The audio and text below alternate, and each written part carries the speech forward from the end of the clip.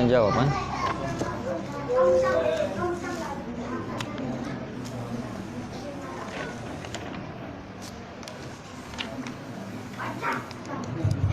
Bismillahirrahmanirrahim. Alhamdulillah wassalatu wassalamu ala Rasulillah wa ala alihi wa ashabihi wa man walah wa la hawla wa la quwwata illa billah, amma ba'd. Bapak Ibu yang dimuliakan oleh Allah, kita lanjutkan. Kita buka sesi tanya jawab. Barangkali ada berkaitan dengan tema. Kalau enggak, Assalamualaikum warahmatullahi wabarakatuh. Waalaikumsalam warahmatullahi wabarakatuh. Tadi dijelaskan bahwa menghilangkan najis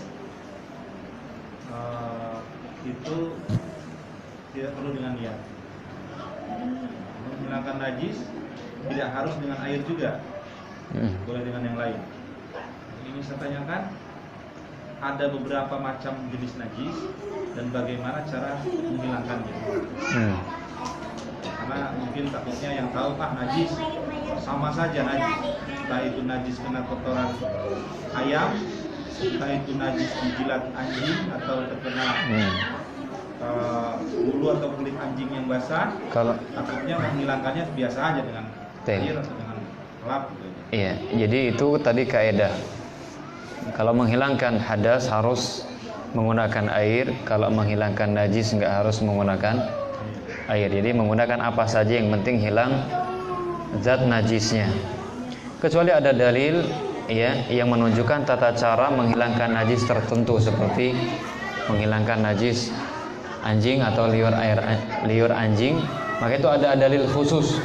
Nabi mengatakan dalam Sahih Bukhari, idza walagal kalbu fi ina'i ahadikum falyaghsilhu sab'a marrat ulahunna biturab. Nabi mengatakan apabila ada anjing ya menjilat atau minum di suatu wadah, maka kata Nabi sallallahu alaihi wasallam falyaghsilhu sab'a marrat, maka cara mensucikannya itu dicuci 7 kali. Yang pertama menggunakan tanah. Ini dalil khusus untuk mencuci air liur anjing.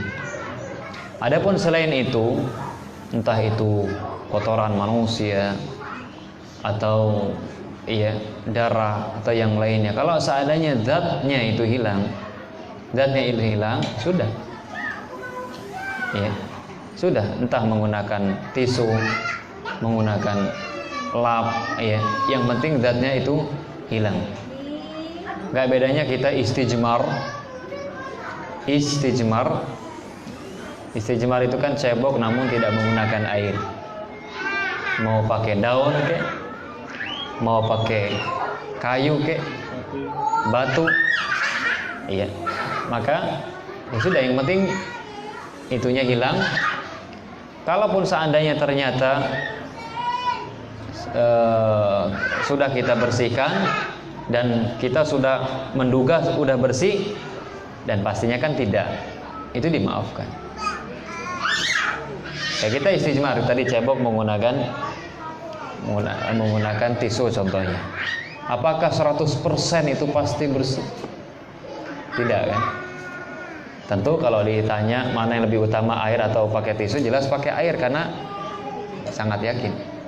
Kalau pakai itu ya sudah, yang penting secara berdasarkan dugaan kuat kita sudah hilang, ya sudah hilang. Nanti ada dalil lagi seperti kalau mencuci darah haid yang terkena baju, nanti itu dikucek, ya dibilas. Nah itu ada dalil khusus. Tapi yang nggak ada dalilnya secara khusus sudah. Contohnya kotoran anak, nggak ada air contohnya kita, ya sudah pakai apa kek? Pakai apa? Ya, kita ambil pakai pacul kek, kemudian kita uruk pakai tanah, kan nggak pakai air kan itu? Nggak masalah. Atau pakai tisu atau pakai kain, yang penting zatnya itu hilang. Biasanya timbul pertanyaan, kan itu masih ada bau-baunya. Ya kan? Terus gimana dong? Jawabannya kalau seandainya kita sudah berusaha membersihkannya. Kita sudah berusaha membersihkannya. Menurut dugaan kita sudah bersih, tapi ternyata masih ada aromanya, atau kalau yang berwarna masih ada kayak warna-warnanya kayak darah haid itu kan kalau kena baju, meskipun sudah dicuci baju putih contohnya, itu kan masih ada. Maka sudah, itu tidak masalah. Itu tidak masalah. Tidak dipermasalahkan kalau misalnya kita sudah berusaha mencucinya ya, atau membersihkannya, mau pakai tanah atau yang lain, ternyata masih ada. Itu tidak masalah. Dalilnya hadis sahih. Ada seorang wanita bertanya, "Ya Rasulullah, ihdana tusibu saubaha damul haid." Wahai Rasulullah, salah seorang di antara kita wanita ini pakaiannya terkena darah haid. Gimana ya Rasulullah? Terus kata Nabi, ya, kucak, ya dikering, dikucak, kemudian dibilas. Kalau seandainya masih ada, ini masih ada bekasnya wahai Rasulullah. Apa kata Nabi SAW? Yakfikil ma wa la yadurruki atharuhu. Sudah cukup air. Nah, sudah kalau udah dibersihin, ya tidak masalah lagi, bekasnya itu tidak masalah lagi, seperti itu. Jadi ini pun disamakan seperti aroma. Kita udah nyuci, kok nggak hilang sih baunya, perasaan nih kayak nyebokin anak contohnya. Udah pakai sabun, ini emaknya gimana sih nyuci nggak bener nih nyebokinnya. Nah, iya. Padahal udah pakai sabun, ya sudah, itu tidak masalah. Benar kan, ibunya anak kecil ngerasain ya. Ya, kita udah pakai sabun kan, tapi masih ya sudah, tidak masalah seperti itu. Yang penting kita udah berusaha membersihkannya. Ada lagi ibu-ibu barangkali?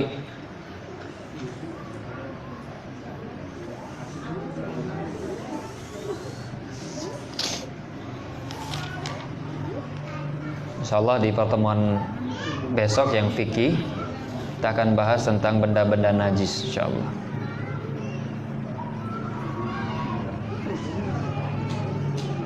Karena ada benda yang sebetulnya tidak najis dianggap najis.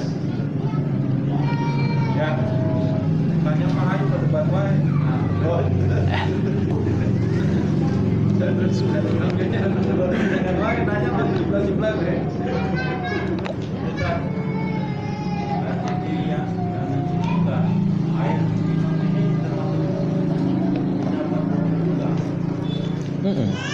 Iya, dia suci lagi mensucikan. Hukum asalnya air itu suci lagi mensucikan. Ya, kalau kita ragu ini air suci atau tidak, atau suci bisa mensucikan atau tidak, maka suci bisa gunakan untuk berwudu. Kalau ini jelas. Jadi hukum asal air itu suci dan mensucikan. Kalau kita ragu terhadap suatu air ini suci apa enggak, maka hukum asalnya suci dan mensucikan.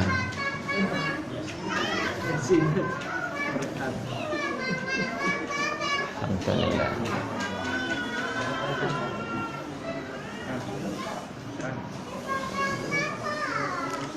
Ada lagi ibu-ibu?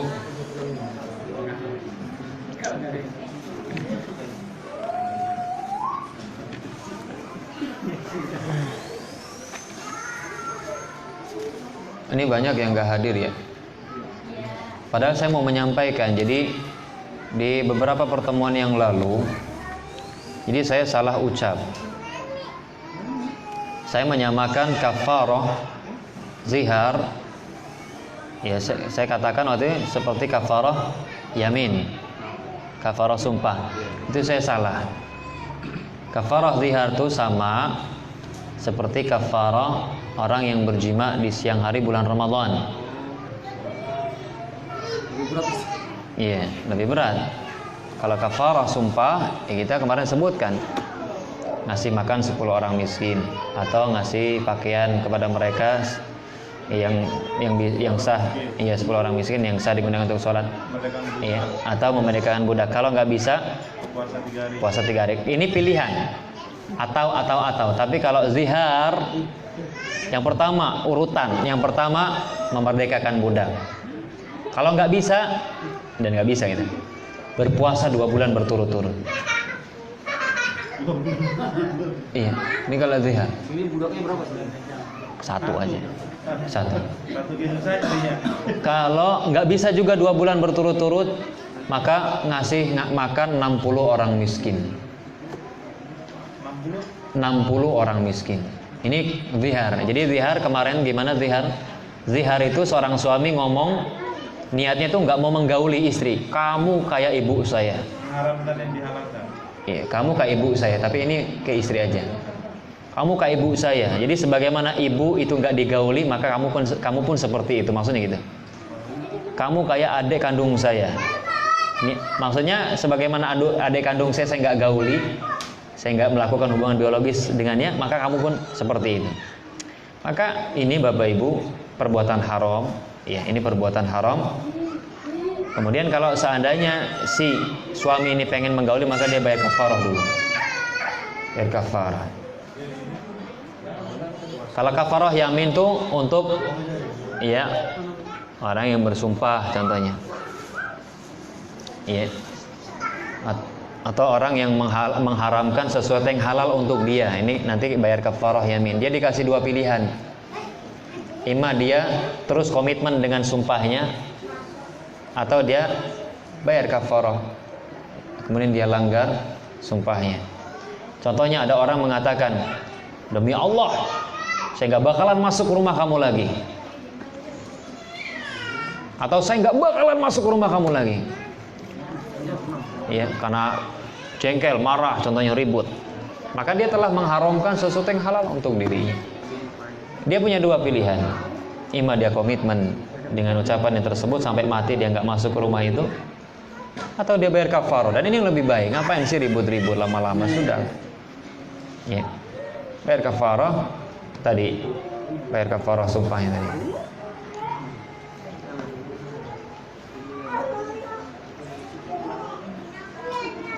Contoh lagi ada orang, gua nggak bakalan ngelihat muka lu lagi. Nah, contohnya. Nah, terus dia ngelihat. Bayar kafarah. Tapi yang terbaik bayar kafarah lah.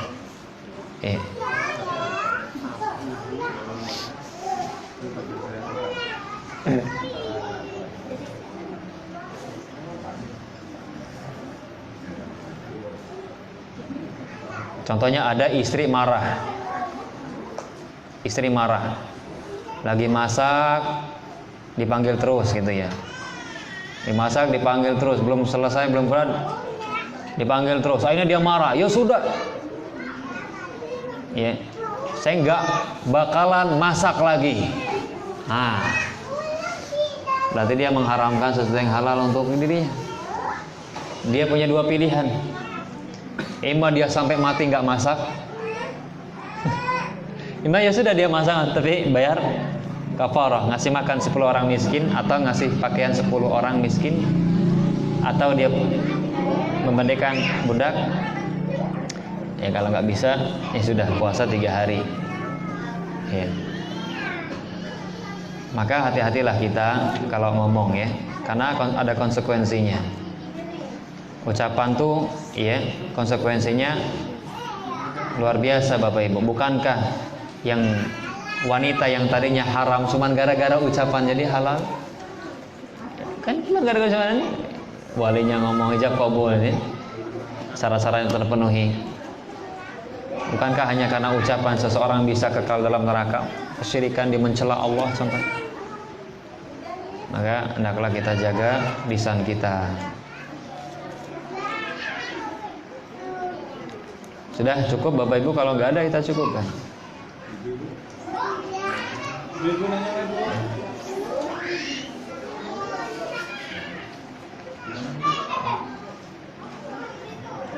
Ibu-ibu nggak boleh malu loh kalau mau nanya.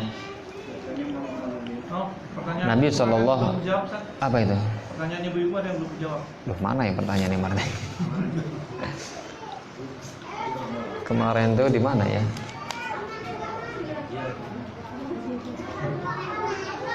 Oh ya di iya. Waktu itu anak selipin di kitab itu ya. Enggak tahu kitabnya juga. Ya, qadarullah. Besok lagi. Ini pertanyaan orang-orang. Ibu jangan malu. Ada seorang sahabiat, Bu, di zaman Nabi. Banyak orang, banyak sahabat dia ngomong, "Wahai Rasulullah, innallaha la yastahyi minal haqq." Wahai Rasulullah, Allah itu enggak malu terhadap kebenaran. Kemudian dia bertanya, "Hal 'alal mar'ati ghuslun idza ihtalamat?" Wahai Rasulullah, apakah wanita wajib mandi kalau mimpi basah? Wanita, Bu, nanya ke Nabi, wajib mandi enggak kalau mimpi basah? Bukan karena bocor dari atap, bukan. Ya mimpi gitu ya, melakukan hubungan biologis, pas bangun kok basah. China rada beda ya mah gitu ya. Beda. Ditanyain ke Nabi, Nabi ya jawab, "Na'am, iya. Mandi idza ra'atil ma", kalau dia ngelihat air. Maksudnya air mani. Makanya kata Bunda Aisyah, "Ni'man nisa nisaul ansar.